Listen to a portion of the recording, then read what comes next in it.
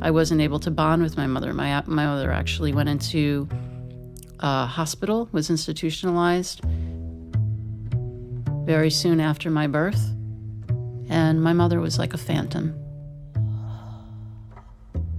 From what I know about the treatment, my mother started sharing some pretty heinous memories from her childhood. And I was expected to know a lot very young. I understood what schizophrenia was. I hated her. I didn't have really any place to put that except through destructive acting out as I got older. So when she was sick, her eyes became wild and mad. There was a time when she came back from the mental hospital, and she seemed lucid. And I remember holding her, and I didn't want to let her go. And I could smell her perfume. And, but she always left. I remember I would see my father. I would try to sneak out of the house. She would try to barricade the door as I got older and not let me out of the house. And then it became violent. So I would have to fight with her to get out of the door.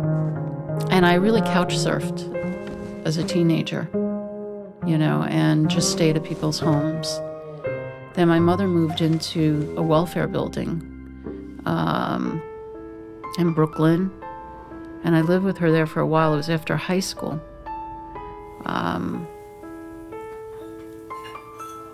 She needed help. She needed treatment. There was a period where she was homeless. And I said I would take her to Payne Whitney, New York Hospital, which was really the only way to get her housing. And she was so petrified from her early experiences that she ran away. By the time she died, which was last year, she was riddled with skin cancer. She was living in squalor. There were bed bugs. And she was at Bellevue and then in hospice. And they were really lovely and took care of her.